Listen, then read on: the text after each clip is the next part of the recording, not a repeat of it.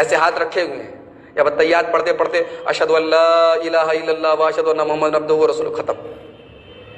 اس طریقے کی کوئی دلیل نہیں۔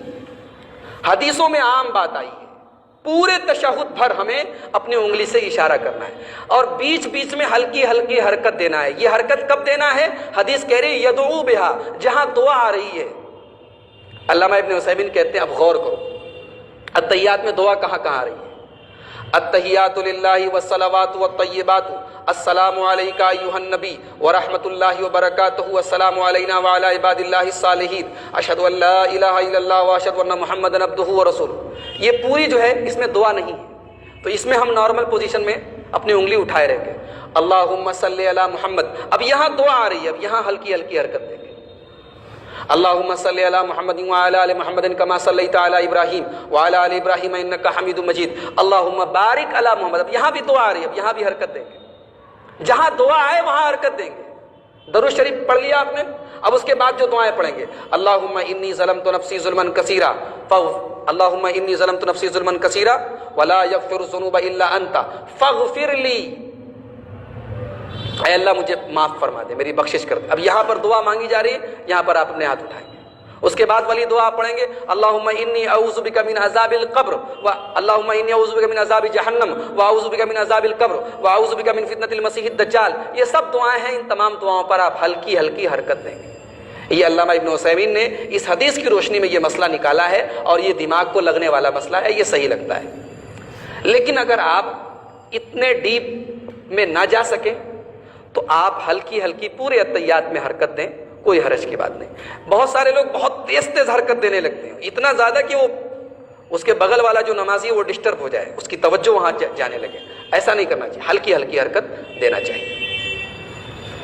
یہ جو انگلی کی حرکت دیتے ہیں ہم، اس کا مقصد کیا ہے؟ مسند احمد کی روایت ہے، حضرت عبداللہ ابن عمر رضی اللہ تعالیٰ عنہ جب نماز میں بیٹھتے تھے تو حرکت دیتے تھے۔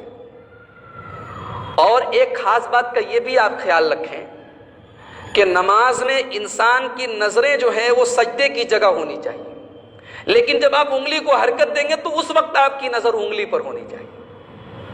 حدیث کے الفاظ ہیں، حضرت عبداللہ ابن عمر جب نماز میں بیٹھتے تھے اور انگلی سے اشارہ کرنے لگتے تھے، وَأَتْبَعَهَا بَصَرَهُ، تو آپ کی نگاہیں آپ کی انگلی پر ہوتی تھی، اور آپ کہتے تھے کہ میں نے اللہ کے رسول سے یہ سنا ہے صلی اللہ علیہ وسلم، لہی اشد علی الشیطان من الحدید، کہ یہ جو انگلی کی حرکت ہے یہ شیطان کے اوپر لوہے سے بھی زیادہ سخت ہے۔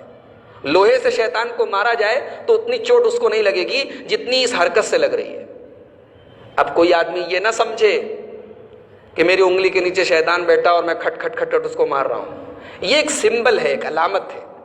جیسے مکے میں مینا میں حاجی لوگ جاتے ہیں نا کنکری مارنے، تو سمجھتے ہیں کہ ہم سچ مچ شیطان کو مار رہے ہیں، تو جوتا اٹھا کے مار رہے ہیں، چپل اٹھا کے مار رہے ہیں، کچھ لوگ گالی والی بھی دینے لگتے ہیں۔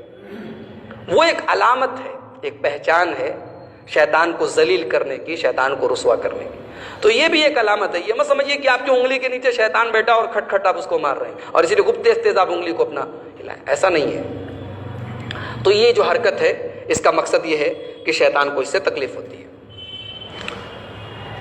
ایک مسئلہ یہ یاد رکھیں کہ مان لیجیے آپ ظہر کی نماز پڑھ رہے ہیں یا پڑھا رہے ہیں، 2 رکعت پڑھنے کے بعد آپ التحیات پڑھنا بھول گئے اور تیسری رکعت کے لیے کھڑے ہو گئے، التحیات آپ کی چھوٹ گئی، اب کیا کریں گے؟ آپ نماز دوہرائیں گے یا کیا کریں گے؟ ایسی صورت میں مسئلہ یہ ہے کہ آپ نماز کو کنٹینیو رکھیں گے، جاری رکھیں گے، نماز پوری پڑھیں گے۔ 4 رکعت پڑھنے کے بعد، التحیات پڑھنے کے بعد، درود شریف پڑھنے کے بعد، درود شریف کی بعد کی دعاؤں کو پڑھنے کے بعد جب سلام پھیرنے کا نمبر آئے گا تب آپ 2 سجدہ کریں گے۔ یہ جو سجدہ ہے اس کو کہتے ہیں سجدہ سہو، بھول چوک والا سجدہ۔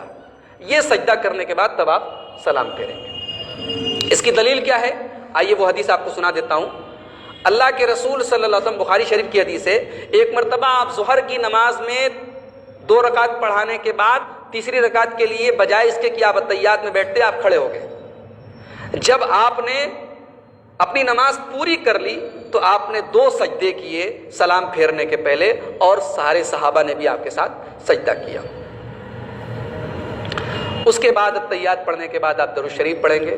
درود شریف کے مختلف الفاظ حدیثوں میں آئے ہیں، سب سے بہتر جو الفاظ ہیں صحیح بخاری اور صحیح مسلم میں حضرت کعب ابن عجرہ سے وہ روایت آئی ہے، وہ الفاظ کیا ہیں؟ اللہم صلی علی محمد وعلی آل محمد کما صلیت علی ابراہیم وعلی آل ابراہیم انک حمید مجید، اللہم بارک علی محمد وعلی آل محمد کما بارکت علی ابراہیم وعلی آل ابراہیم انک حمید مجید۔